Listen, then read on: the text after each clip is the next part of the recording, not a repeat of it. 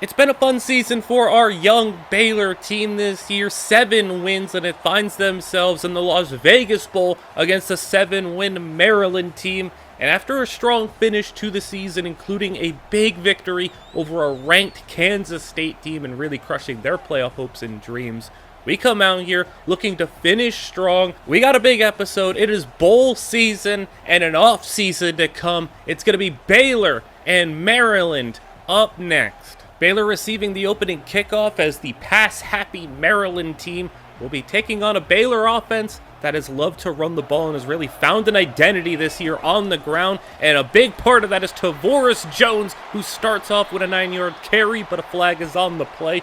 And already, Baylor dealing with a bit of a reoccurring issue. That's Ebiselli on the hold, and it's going to set us back and really derail a potential opening drive as it's really thrown off the opening game script and nowhere to go, incomplete. And Baylor having to punt away and give Maryland great field position, second down, as the quarterback Edwards will throw underneath, and that's going to be caught by the running back DeJuan Williams, who has the first down and at the 40-yard line now, second down and 12. Edwards to drop to throw, clean pocket, and that's going to be intercepted, and that's going to be the freshman safety Steve Clinton with it, and Baylor's defense comes up with a big play. And now maybe we could try to get back into that game script here. 1st and 10 after the interception, stepping up and hit as he's thrown. It's going to be intercepted. The ball just fell into the defensive end's hands, and it's going to be a pick 6, and Maryland just lucked into a pick 6 there. 7-0 Baylor down now, as it's been an awful start for this offense. Some self-inflicted penalties, but that one just an unfortunate one, and it's 4th and inches already. You get 4th and less than a yard with this rushing offense. They're going to put their ground game in the hands of Josh Beckett, who has the first down. Usually they go inside. This time they sweep outside,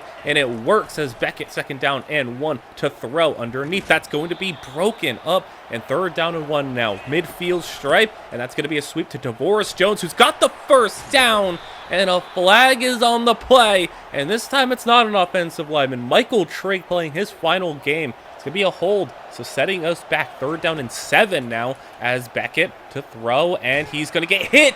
And again, a drive is derailed by a penalty. So 2 penalties have derailed 2 drives, and then an unlucky pick 6 happens. So Baylor's defense is going to get a stop at the offense. They're 0 for 3 right now. They got good field position, though, as Jones is going to have to hurdle over a blocker, spinning out, and Tavoris Jones, what a run. He turned a 0-yard play into a 20-yarder, and now Beckett on the sprint out, going to throw one low. That's going to be caught for Dobbins, and getting him closer. 3rd down and 4 now. Manageable 3rd down situation as Beckett will go underneath. That's going to be caught, and that's going to be Dawson Pendergrass. A rare snap for him, and the 1st down and goal now. In this Baylor offense inside the 5 is one of the best in the nation as they throw on the run. Caught for the touchdown, and that's going to be Trey Bender, the freshman receiver. It's 7-7 now as the offense finally avoids a mistake, and now DeJuan Williams, he's got the first down. In Maryland, they haven't really done a whole lot on offense so far. The pick 6 really carrying them,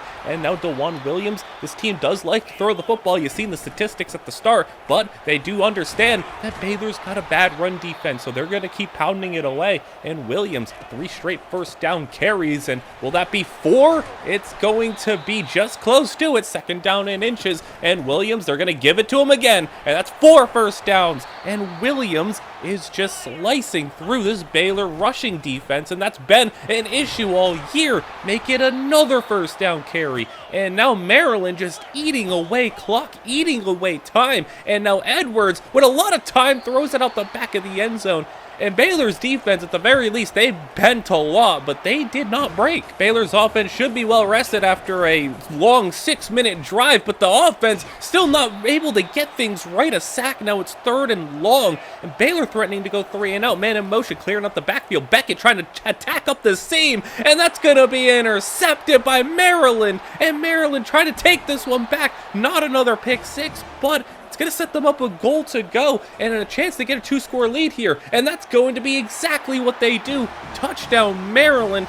And things have just been off for this offense as Beckett now on the read option is going to get a lot of room. Beckett couldn't make the man in the open field miss, but he's got the first down. Now under 2 minutes to play. Another man in motion, clearing out the backfield as Beckett attacks them right to Tyree Dobbins, and he finds the soft spot in the zone, and Dobbins is gone. Touchdown, and that was massive for Baylor. They don't get the ball to start the second half, so if we can go into half just down by 3, we'd be more than happy with how bad things have been so far for this team. But Maryland's going to go up ahead and get this first down and try to tack on a couple more points before this half ends. They get the football, so, if you can go 2 for 1 here, they'd be more than happy to do that and take the momentum into half and top of that lead as they're going underneath to the tight end, finding him early and often on this drive. Preston Howard moving them inside the 25-yard line. Now 30 seconds to play and throwing over the middle. That's going to be caught, and that's going to be goal to go. 27 seconds to play. The blitz is sent, and that's going to be looping around the edge. The nickel corner comes in and takes him down. Second down and goal now. 17 seconds to play. Edwards, flag is down, and the Bass is just going to be thrown out of bounds. But this one's going to be a hold on Maryland, so we're at least going to potentially hold them out of the end zone here, and they're going to just settle for the field goal. It's going to be a bit longer than they anticipated, but the kick is good. And Baylor is going to go into the second half. It's a 6-point deficit, but Maryland football as Steve Clinton comes down. He had the interception earlier, and now a big play there. Now Baylor on third down. Blitz is sent. Curry sacks him. The ball is out, and it's going to be scooped up and brought back to the 1-yard line by Jeremy Evans. And goal to go for the Baylor offense, trying to get this lead. And that's going to be Beckett rolling left. Is he going to throw? Is he going to run? No, he's going to tuck and run it, and Beckett scores. Baylor with the extra point is on top, and Maryland now, I feel like they got to be frustrated to be losing this game right now. Baylor's made a lot of mistakes, and it's going to be just down to Baylor's ability to get to the quarterback, forcing another fumble, and this time Maryland stays on top of it, but Baylor's defense has just been attacking them and attacking quarterbacks all in the final couple of weeks in the season. Baylor forces a punt, and this defense, the bending but not breaking has been spectacular as the punt, speaking of spectacular, bounces right at the goal line, and Baylor's going to be way backed up. Beckett trying to avoid a safety. He's just going to throw one up, and that's going to be broken up on third down. It was almost a big play. It was almost a safety. Regardless, though, it's going to be Maryland in great field position, and back to the underneath stuff they go. Everything has been really short, close to the line of scrimmage, inside that first down marker, but this is going to be a first down, moving the chains inside the 30-yard line, throwing one out on the bubble screen. That's going to be caught, and that's going to be Octavian Smith for the first down, and it's goal to go again. Baylor, can they not break again and force them out of the end zone? And no, they cannot. They were able to force a couple of field goals in goal-to-go situations. Not this time, though. 2-point conversion for Maryland on the way, and the sack is going to get in. So Baylor's pass rush helps them out there. But late in the third quarter, we're about to be in the fourth quarter, and Baylor is losing. Here's Tyree Dobbins, gets a block downfield, and Dobbins, who's been the big receiver for today. Fourth quarter is underway, and we haven't seen Tavoris Jones in a while. He hasn't had many big runs, but he's got one there, a big chunk run after a holding penalty. Third down and inches.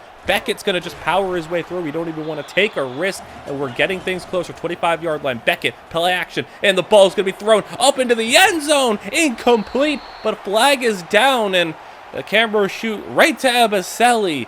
It's going to be a holding on him again, his second of the game, and Baylor backed up second down and 21, 7 minutes to play. Throwing one, a diving grab, and Trigg gets us to a third and a lot more manageable. Beckett on the outside, just too far for Dobbins, and the field goal try is going to be out now, and just trying to make this a little bit closer. That ball is going to be off the upright and in. A shaky kick, as our kicking's been really questionable this season, but luckily we haven't had to get many field goal tries out there. It's going to be fourth down, and Baylor's going to get the football back now. Third down for us as Tavoris Jones is going to convert, and now Baylor just a field goal away from taking the lead here with under 5 to go now. Beckett going to throw one underneath. That's going to be Bonner turning upfield, and Bonner, he's going to get himself about 13, 14 yards, and now we have another third down situation. Long distance field goal range. Beckett is going to look around, and he's got no one open, just going to chuck one up, and that's going to be out of bounds. No play there. And another field goal try is going to be up and good. Baylor has got the lead, 2 for 2 on the field goals there, And despite the questionable kicking situation that we have had to deal with this season, it's going to give us the lead. Now we look to our defense as DeJuan Williams is going to go up ahead and get himself an 8-yard carry. Now in enemy territory already, under 2 to play, as Edwards going to go outside. That's going to be caught. And that's once again the tight end just racking up plays left and right. 2nd down and 4. Williams is going to have it for another big 1st down carry. And it's been just more of the same rushing struggles as Baylor. 2nd down and 4. And Caden Curry's going to get in for the sack. 3rd down now, and we might get to see the football again and maybe force a longer field goal try if we can get in there. And he just barely gets the football away, so they save a couple of yards. Baylor's going to get the football with a minute to play, and it's going to be needing a field goal to win this game. 29-27. Baylor with 64 seconds to play. Beckett is rolling. Does he got something? He's throwing one on the run. Back coming for the ball. It's going to be caught, and already we're starting off with a big play. Baylor hurrying back to line. 40 seconds. Throwing one underneath. That's going to be caught for Dobbins, and Baylor's burning a timeout. We're getting closer. Beckett with under 40 seconds to play. He's just going to throw one for Michael Trigg underneath. That's going to be for the 1st down, and from here it's about 50 yards. That's still not within our range. We can hit from 50, but we prefer not to, and Beckett's going to get sacked. 25 seconds to play. Timeout. We got 1 left. Beckett throwing one short. That's going to be caught. And Beckett hurrying the guys back to the line. 15 seconds to play. Can we at least get a little bit closer? Beckett is going to roll. He's going to run it. And Beckett juking out a man. And he's trying to make as many people miss as possible. But that's going to be all we can do. The field goal try is here for the win in the bowl game. Kick is wide left. And it's no good. Baylor is going to come up short in the Las Vegas Bowl to Maryland, and that's going to be unfortunate as our kicking problems have really come out here. We don't have a great kicker. This team just started the game so bad as well, and I don't really feel like they were able to really settle in. I mean, the first 3 drives were holding penalty sets us back, unlucky pick 6 that fell into the defender's hands, and then another holding penalty that derailed a drive. So when you start your game with 3 possessions that end like that, it's going to be hard to recover. Still, this team was able to come out here, get some big plays. I mean, they got turnovers on defense, and some things went our way, but it ultimately came down to the fact that this team just made too many mistakes, and that's been an issue for us this year, and we expected that. I mean, this is a young team. Mistakes are prone. Holdings, penalties, interceptions, turnovers, fumbles, all that stuff. It's going to happen. So, unfortunately, we do not win a bowl game. But overall, I'm still happy with what we were able to accomplish this season and really have some upward momentum and trajectory for this team to potentially be even better next year and the years following. Beckett showed real promise as a quarterback for us this season, and I know the 21 touchdowns to 18 picks is not ideal, but for a 1-read and run quarterback who also threw 8 picks in his first 4 games, that would mean the next 9 games he threw 10 picks, which is a lot more manageable. And he was an absolute just weapon on the ground. If it wasn't for the fact like sack yardage wasn't factored into rushing, he probably would have been an 1,000-yard rusher. Tyree Dobbins was awesome as our number 1 receiver, about 50 catches, 750-ish yards. Michael Trigg, it's going to be, sad to see him go, as well as a guy like Caden Curry, but Samuel Pemba's going to be back for next season as our 11-sack guy, and we had guys like Alexander Durant showcase themselves. We're going to have Carl Williams, who really stepped into that corner spot and, really earned it. We didn't have to kick much, but when we did, it wasn't great. So, when it comes to statistics for this team, there's a lot of good, a lot of bad. 7th most rushing yards in the nation, one of the best rushing teams that the country had to offer, and with that, no team was able to rack up first downs quite like Baylor. We were able to move the ball, and we just had a lot of long, methodical, sustained drives, which is a great sign to see. Beckett did also contribute to the fact that we were 13th in rushing touchdowns scored, and 13 is going to be a number that we see pretty frequently when it comes to these rankings, because where we were 13th there, we were also 13th most rushing yards allowed, which is somehow a little bit better than I thought it would be because of that awful stretch that we had, but still something we gotta definitely get better at. Sacks, though, was a real positive for us at the end of the season. I mean, the final 2 games of the regular season was like a third of our sack total, so it really bolstered us to get us top 10 in sacks. And once again, the number 13 popping up.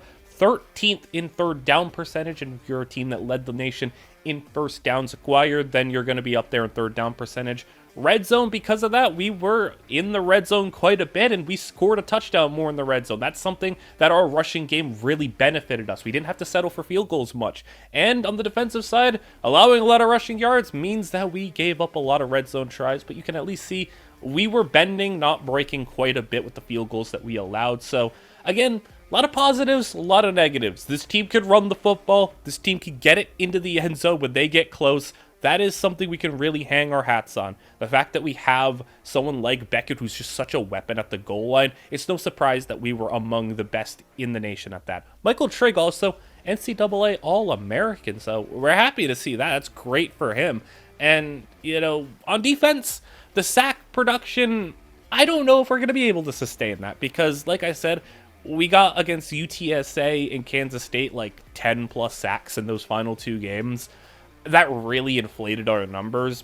The rest of the season didn't really reflect that much dominance, but if we can, especially with Pemba coming back next season, but we are losing Caden Curry. So Caden Curry was a guy who put up 11 sacks. We're going to have to replace that production. On top of that, Cooper Lands, who, is a Big 12 All-American level player for us. So he is going to have to be replaced as well. I don't know if we're going to be able to get that sack production elsewhere. So, the All-Americans looking pretty okay for us. You could argue if some guys deserve to make it or not. If, the freshman All-American deserve to have some more of a members of our team. But we got some nice bolsters, coach prestige, pro potential, looking good for us. And Georgia is going to go and win themselves a national championship. They go and take down Clemson. You can see Texas didn't even make it out of the first round, which is unfortunate for them, and Arch Manning is going to have to determine if he wants to come back for another season or go to the NFL. Obviously, we know what we're hoping for. But when you look at the outlook for our Baylor Bears, best record in a couple of seasons and, steady trajectory upwards, improvement is what we have here, and we're going to be going to the offseason right now to see how much better this team can continue to get. Since the transfer portal's been created, Baylor's been destroyed by it, and so many players over the years have left, and you can even just look to last year with our best player, Caden Jenkins, leaving, and Tevin Williams leaving, and other players leaving us. So you can imagine my shock and my joy at the fact that nobody even tried to transfer, which is an amazing sign. That everyone's here, and everyone wants to be here, and everyone sees that the improvement that this team is making, and they believe. That is a strong thing to have, is belief. And not many key contributing major players are leaving this team. Michael Trigg is going to be a rough loss. Caden Curry, we're going to have to try to replace that. Cooper Lands, we're going to have to try to replace that. But other than that, Vontae Dickerson leaving, he was a 1-year rental, and he's probably going to be going to the NFL draft. Devin Bobby or starting safety, but other than that, for a team that lost so many starters last year, we're losing like half a dozen? That's so fixable, that's so doable, and we thought maybe we'd have to run into more when it came to the transfer portal, but we don't. And looking at the transfer portal for what we could be taking in, it's not bad. We have a couple of 4-stars interested in us, and it's obviously not going to be as crazy as it was last year. Last year, we were frantically piecing together whatever we could. We got Dickerson, we got Spencer Fano, we got, guys like Agu on the D-line, Caden Curry on the D-line, Pemba as an edge rusher. We got a lot from the portal last year. And this year, it's a little bit more tame, but we do have a running back and a safety that we could potentially bring in. And for the recruiting, it's fairly simple. We got most of our, high tier, sought after players already.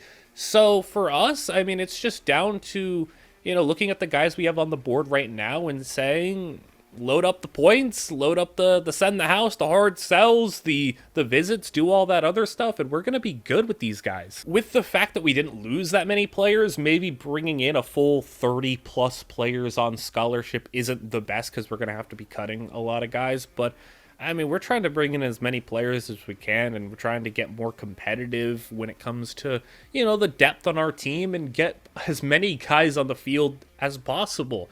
This team hasn't had the privilege and the ability to go out there in the state of Texas and compete with the Texas A&Ms and all these other schools. But right now, more than recently at least, players want to come to Baylor potentially. And I think they see what we are able to build. We are looking like a legitimate team. If you go out there and you win 7 games this year, and you keep just about everybody, and you can only assume we're going to be getting better. You'll see the progression and the training and everything. There's going to be a lot of improvement. So you look at all of that and you say, this team can be something really big next year after especially. Let's go to Baylor. So I don't want to bore you to death with all the other stuff, but here's the final haul. We get a couple of players early on, but once National Signing Day hits and the weeks leading into it, we get a couple of guys at edge rusher. We get LeBeau Wentworth from LSU, a running back. We get Ryan Yates. So we got both 4-star transfer portal players, and we were able to get, a couple of other transfer portal guys a little bit lesser on. We got a fullback finally. This team hasn't had a fullback yet, but we do utilize some packages with fullback, so nice to have one there. Get some more linemen, get some more depth on the edge rush group, get some more run stoppers potentially, and we come out here and get almost a loaded class, basically. So this team, once again, loaded up, and let's take a peek at what we have to offer here for the developments of these players, because that is obviously a very important piece of the puzzle here. And we got some curious players potentially for this team, including an elite punter. Sure, why not? He was the player who just insta-committed to us. And how about some stars along the offensive line, an edge rusher? So a couple of runs right there, 3 stars and an elite. We got an elite development blocking tight end. I mean, that could be a little bit of fun. I know it's just a blocking tight end, but, for a team that runs the football quite a bit, could be very useful for this team. But, the standard impact development being the most prevalent type that you see. J.D. Gibbs. How about a star J.D. Gibbs at wide receiver? He was one of the best players we brought in through the entire season. So it's going to be exciting that one of these big 4-star guys was a star or better development, and he could potentially be great. I mean, Tyree Dobbins was also a star, so wide receiver could be real special for us eventually.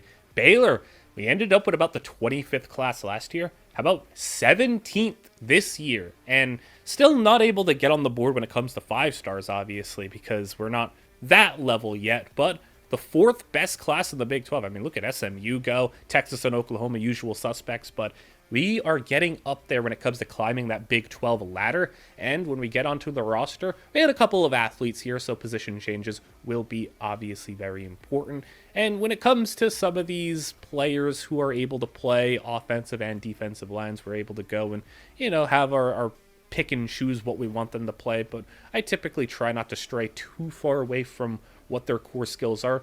Tank Cherry, very, very fun player on this team, and he's going to be playing tight end for us, and I don't know how long it's going to be before he gets into the mix, but I can't imagine it's going to take too long for him.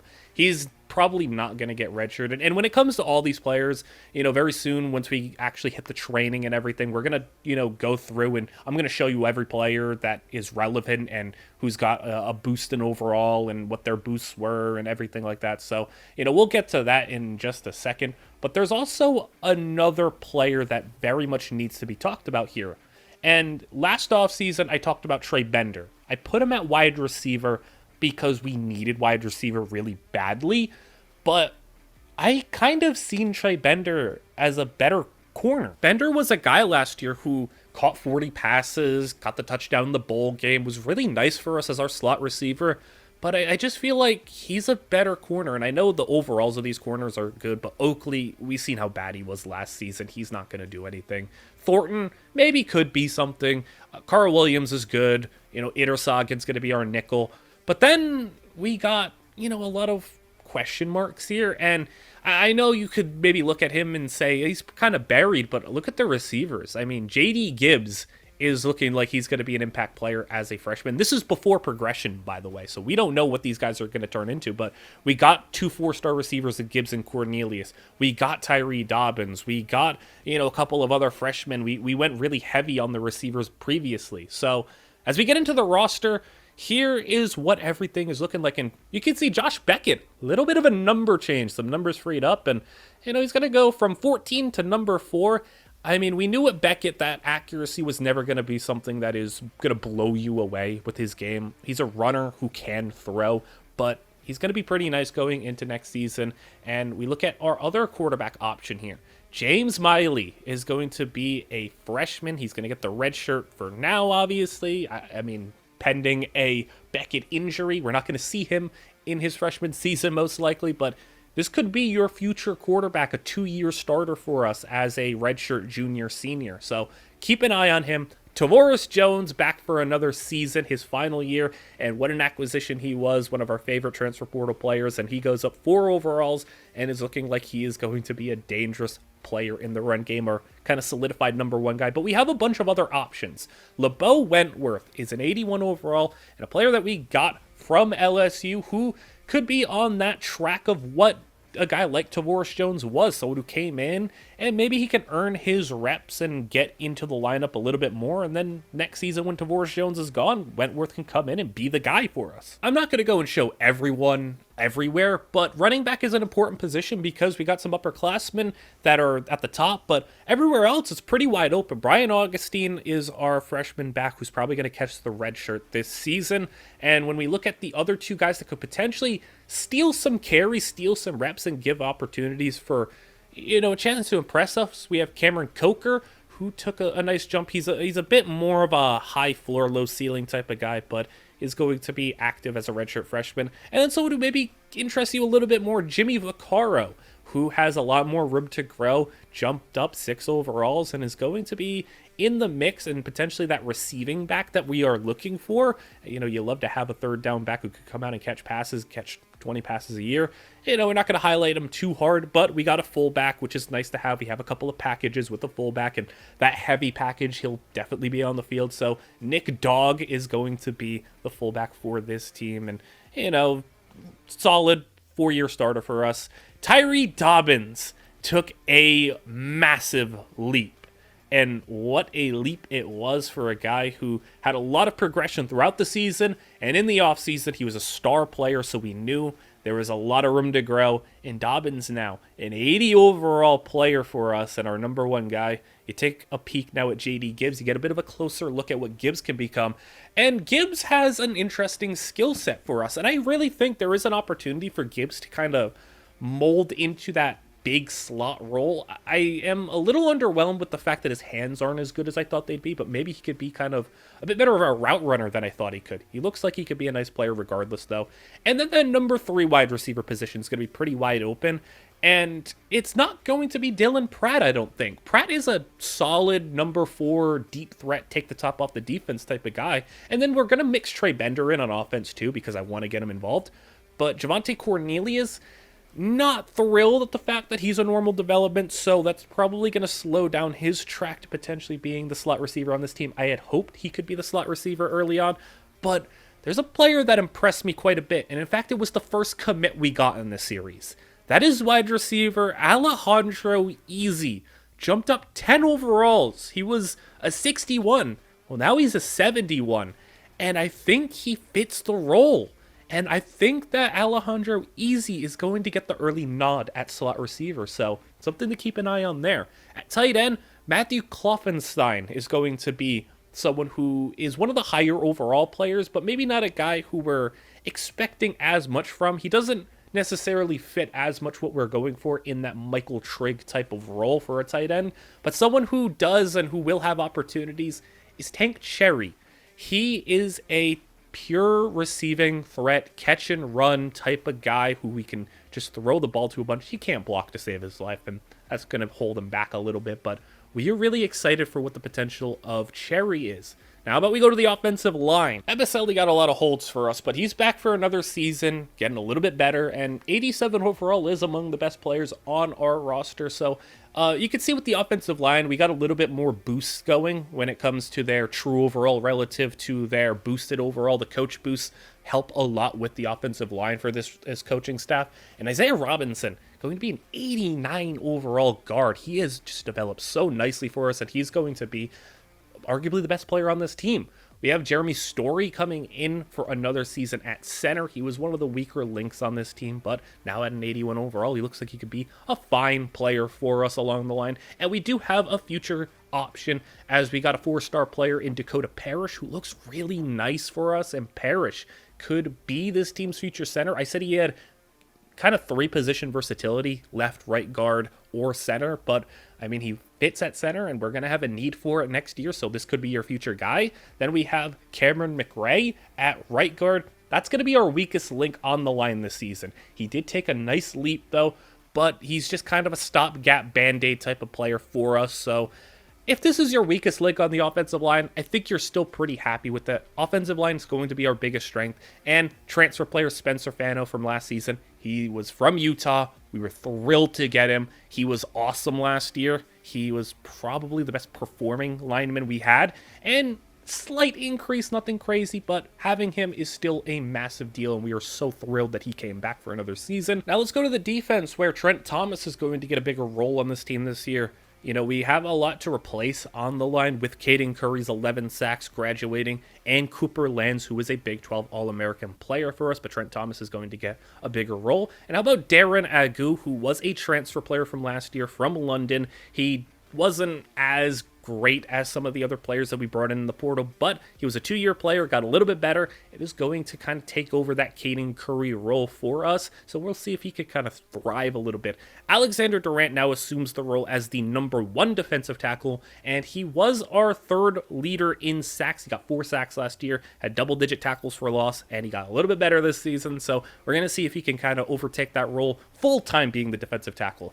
Next to him is going to be Brandon Bett, and he's just a big, strong dude in the middle, and I think that could help us a lot. He really got big and strong in this offseason, so for a team that really needs some run-stopping big bodies in the middle, he could be a very valuable player for us. Samuel Pemba, you know, we would have loved to see like a breakout level, you know, increase for him, especially for the season that he had last year with 11 sacks, but I mean, having him for another season is spectacular, and, you know, Georgia may have been willing to let him go and not give him playing time, but man, we have just been so thankful that he came here. Carmelo Jones is going to be this team's linebacker, and a surprising kind of bit of movement, as linebacker has a lot of options for us, and Carmelo Jones has kind of made himself undeniably the guy in this linebacking room. We thought it was going to be Jeremy Evans, but Evans didn't improve. He is just a 1-star normal dev guy, so we weren't expecting a crazy amount of development, but he didn't really get better at all. So Evans is going to potentially get lost in the shuffle a little bit if he can't earn his right to be on the field, because we got other options. We needed run stoppers on this team. Nate Geisinger was a 3-star guy from last season, took a big jump, 75 overall. Now, I don't really anticipate him being the guy we look towards, because there's another person. We had an elite development player last year, Sergio Quintana, jumped up 13 overalls, and is a little bit more what we're looking for, a great athlete and a run-stopping level player. So we could see a bit of Quintana get onto the field a little bit. And then we got another big commit. He's not going to see the field because of all the linebackers we have in the freshman season, but Ciante Schumacher is going to catch a red shirt and be this team's potential future linebacker. Evans and Carmelo Jones are going to be gone after the season, so we could be looking at Ciante Schumacher, Nate Geisinger, and Quintana being, you know, fighting for 2 of the 3 linebacker spots. Let's get into something that excites me a little bit, and that's that cornerback room. Carl Williams was a lifesaver for us last season, being able to slot him in, and he takes a big jump, and he's going to take over Avante Dickerson's number 1 role. Now, who's going to be in the number 2 cornerback role? A lot of guys were in the mix, but to my surprise, my jubilation, Trey Bender takes the biggest jump of the offseason. He goes from a 67 slot corner archetype. He's an 84 overall, and he might not be able to press to save his life, but that's going to be our other corner. And Trey Bender has suddenly become maybe the most fascinating player on this team, because that number 3 wide receiver spot is also pretty wide open, and I'm going to want to play Bender on offense too.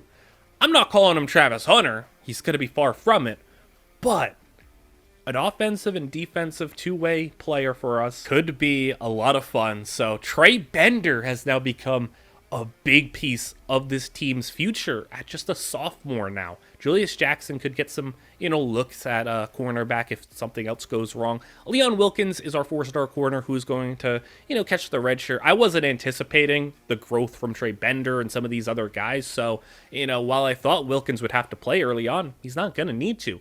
George Casillas has now really taken a hold of that top safety spot. Devin Bobby gone, and our free safety now, George Casillas, is going to be a massive player in our secondary, and he is a player that we are super happy about. Ryan Yates is going to be a 1-year, fill-in guy for Devin Bobby. We were hoping that this team's future safeties could be Casillas and Steve Clinton, but, not everyone's going to meet expectations. Steve Clinton, who had a nice bowl game, only jumped up 1, which is really underwhelming. But obviously, like I said, not everyone can, meet the expectations or really thrive. But maybe he's going to be a bit of a late bloomer for us. But getting Gates is going to be a big insurance policy because we're not going to have to thrust Clinton into starting action. He could play the role he played last year, which was just third safety, in the box type of guy. Pierre Casey's going to be our kicker this year. We had some kicking issues last year. We did recruit to make sure we got kickers. Casey's going to be the guy who wins the job. And then at punter, we got Eric Esparza. So new special teams for us. And that is going to basically be this Baylor team next year. So a lot of excitement.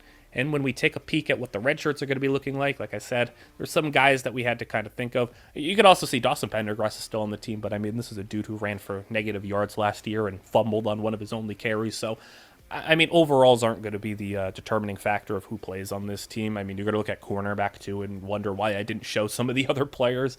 But, some players just outperform their overall. Some players are just better fits for us as well. And when you're taking a look at the freshmen that are going to be redshirt, we brought in like 30 freshman players almost. So most of them will be catching red shirts, and you might see some of the other guys if injuries pop up. But we're going to be using some of these other guys that are coming in off red shirts from last season and some transfer portal players.